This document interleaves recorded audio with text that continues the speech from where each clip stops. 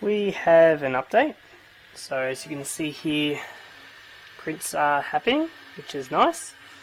We have the LCD panel working, which is nice, and I'll get to that in a moment. And I'm just printing various bits that still need to sort of go on, like for example this is a panel clip that will be going on the back there to do that. So there's a fair bit for me to talk about, and I'll try and go through as much as I can remember. So the first thing I need to talk about, kind of hypnotic watching this, isn't it?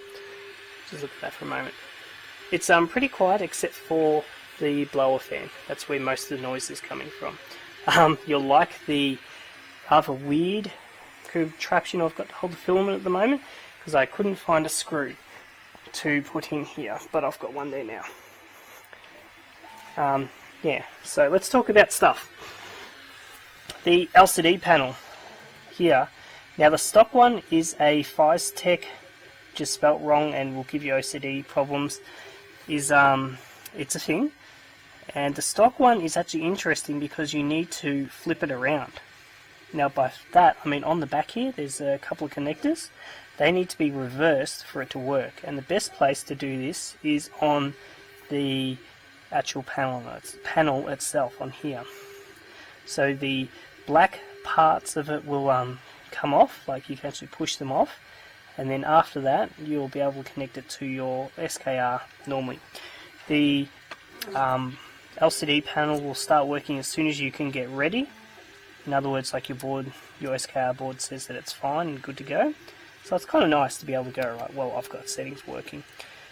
You'll see here you can adjust colours on it. So again, if you've got the spec one, there is 3 LEDs on here. One for changing the back colour light, so this green colour here is programmable, set to be any colour you want.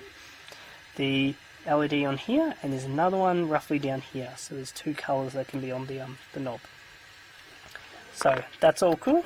Look at the settings here briefly. This is printing PLA pretty fine. I'm troubleshooting some stepper problems, or I'm not sure what it is exactly, where if I'm moving at the speed, the stock speed of 300, I will get layer skipping where it will move across. Now I'll show you what that looks like. You see here, it started, and then it's moved across. Now let me show you another one here. Now I've been able to diagnose this as potentially being one motor or stepper as being the cause of it, because what happens is this was printed like this, and the top part is shifted diagonally this way. Now the only way for this printer to do that is by the top belt, where if that moves across by itself, they will move diagonally this way. That tells me that the motor with the belt, doing the belt on that one, is the top right, which is yeah, that separate motor. So I'm going to debug if it's the stepper, which is a fysetc, or if it's something else. So let's have a close-up look here, because there's not many other times I've seen people actually look in detail about the build. So I haven't done a serial post yet, by the way. Really wanted to fix out the back panel here, and potentially the layer shifting if I can before I post up. But technically it's ready. I mean, we've fixed up a few things. I'm going to go into the chain for a moment, so have a look at what it's doing and how close I've got it here. So this is all pretty nicely cabled now. There's no slack, and this will move all the way across. Now see how this moves up? Right, now I'll get back to that in a moment. So what you could see happening here is this part is allowing itself to bend up, and also a little bit down. So I'm going to flash a picture up on the screen to illustrate the difference between the chain ends.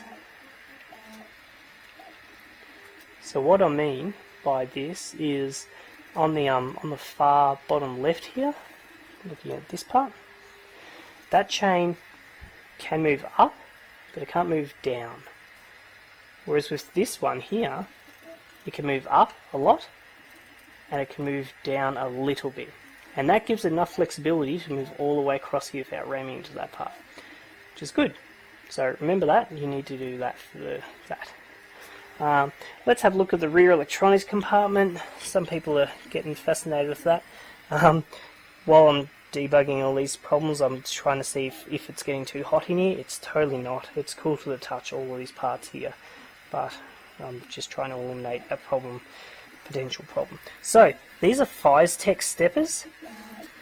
I think I've mentioned in a previous video about what I did to make these work. Basically, I bridge a pin on these two parts to make it do the thing, and all things work.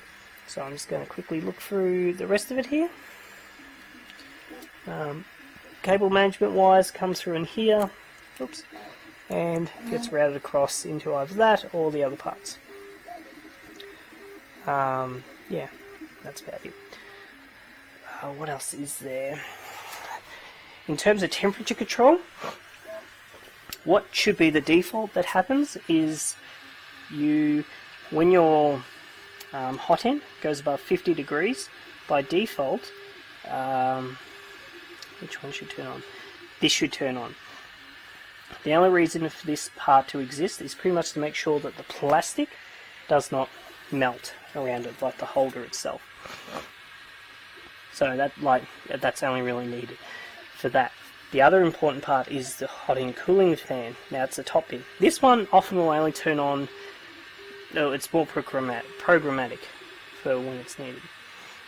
So what I mean by that is that this is running PLA at the moment, and that means that it is running full speed. When I'm doing ABS, I anticipate that I wouldn't be doing that very fast. So just looking here, I didn't just watch a layer skip then, I hope, did I?